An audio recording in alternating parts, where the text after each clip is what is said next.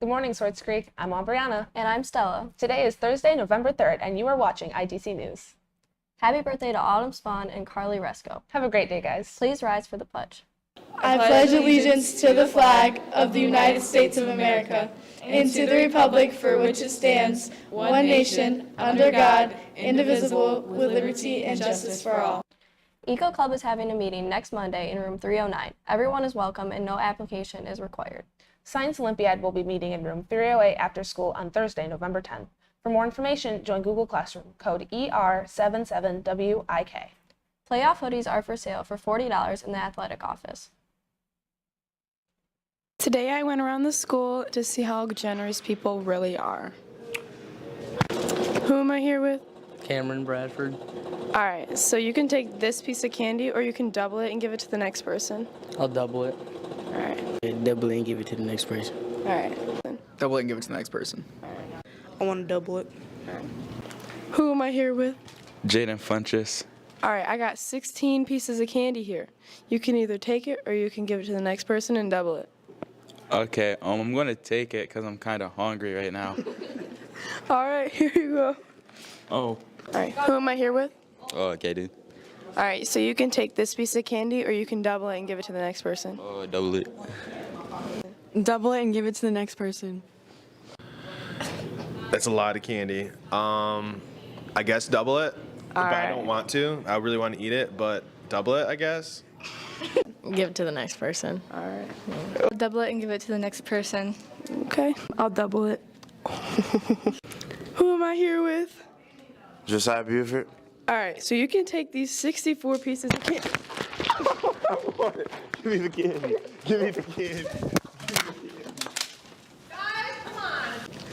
Who am I here with? Nate Bandu.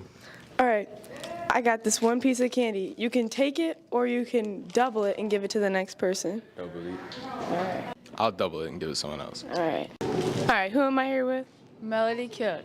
All right, I got 4 pieces I'll of take candy. them all. Oh. Okay. Who am I here with? Daniel. All right, I got 1 piece of candy. You can either take it or you can give it to the next person and double it. Double it. All right. And double it. I'll double it. All right. We already know who we're here with. This dude will not stop bothering me about this candy. So I got 8 pieces now. And if you want to, you can take them. You don't have to feel bad. Okay. Go take it. All right, who am I here with? Ava Parsons. All right. I have this 1 piece of candy right here. You can either take it or you can... You already have 64 pieces!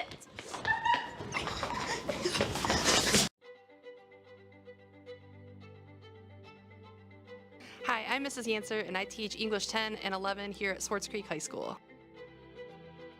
I wanted to become a teacher because in my educational process, I didn't have a lot of teachers that I felt like I could look up to and feel safe around, so I wanted to be that person for other students. I grew up in the Flint area. I've always been aware of Swartz Creek. I graduated from Carmen Ainsworth High School, and back in the day, we were rivals. But I've always been from the area, so I never knew how awesome Swartz Creek was, and I'm really, really happy to be here. I had 2 teachers, I believe, that were really influential to me. The first one was my 9th grade English teacher, Mrs. Semerad. She was just very kind and patient. She hired me to babysit her children, which I thought was really interesting. And then my senior year, I was her teacher aide, so I got to help her grade tests and make up assignments and help with students. So that kind of reassured that I wanted to be a teacher. And then my senior year in high school, I had a teacher named Miss Flynn, who is a published author, and she did the same thing for me, gave me a safe place, encouraged me to try harder and push myself a little further than I thought I could go. My favorite thing about teaching, I believe, is just meeting lots of students and watching them grow up from freshman year all the way through adulthood. I've been teaching long enough now where I'm starting to see students start their own families and their careers, and it's just really rewarding to see them doing well now. Outside of school, I love to play word games. I love to do yoga and run.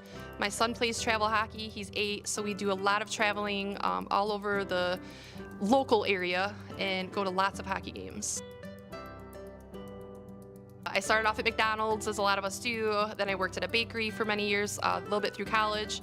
I waited tables all over the place. I worked in customer service, where people would call and scream at me all day long. And I realized that I needed to do something better with myself, so then I started to go to be a teacher. I started to go to school because I realized I didn't want to get yelled at all day long by strangers. I'm so blown away by how welcoming the staff is, how welcoming the students are, how positive the community is. It's just really been very nice. It's been a really nice adjustment for me. I think the best advice I would give to a teacher starting out in a new district would be to be kind to yourself and be patient to yourself. Give yourself time to adjust, because it's just teaching somewhere else. It's the same thing, it's just somewhere else. So give yourself grace. Allow yourself to make mistakes and find some good friends. I've been lucky here. I've had a lot of people take me in to help me out. I think my best advice for the students would be to enjoy yourself. You only get to do this one time. Pay attention, apply yourself, and just try your best. That's all we ask. Hi, I'm Megan, and I'm going to be the Swartz Creek High School's robotics coach. We will have an informational meeting on November 8th at 2:30 down in the new STEM lab. That's room 353. There will be pizza and pop and lots of information about what we're going to do this year. Season kickoff is January 7th. And we'll be heading to Kettering to go pick up our kickoff kit, and hopefully I'll have some students with me too.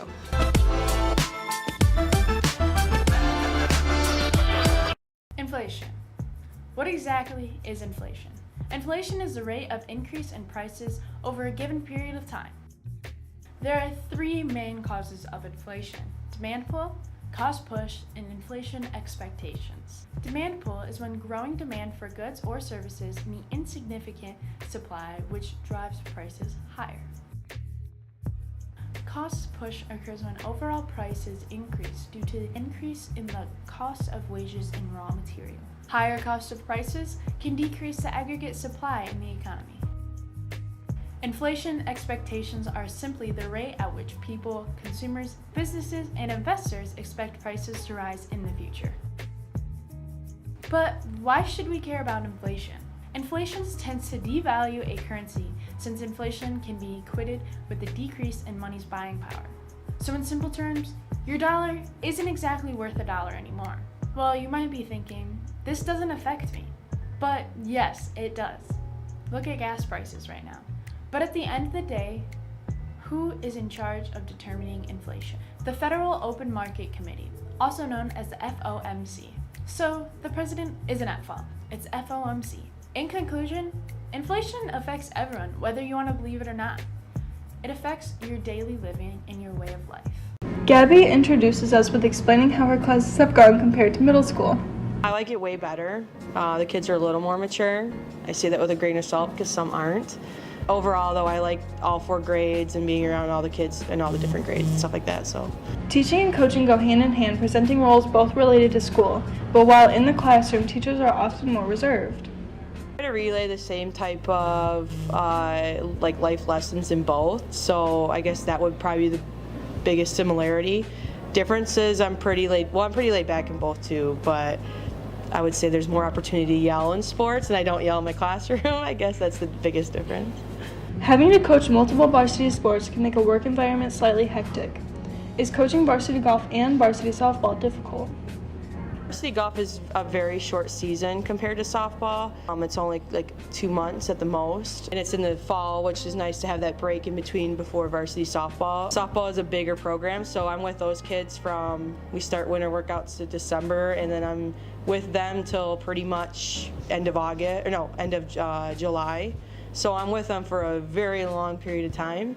But I really enjoy it because I love working with kids and I'm very passionate about it. So it doesn't even feel like a job. Stepping back into the teaching realm from middle school to high school, what experiences are brought up? So far, so good. I got really lucky though being here at the high school. Student teaching at the middle school, so I had a bunch of 8th graders. So coming in, I already knew half my kids. So I already knew like which ones to look at. No, I'm just kidding. But I wasn't even nervous starting because I didn't know half of my class roster. So that was pretty cool. Being a Creek kid at heart, how is it teaching in your hometown? It's funny because I moved away for college, and then when I moved back, my parents had moved out of Swartz Creek, and I moved with them.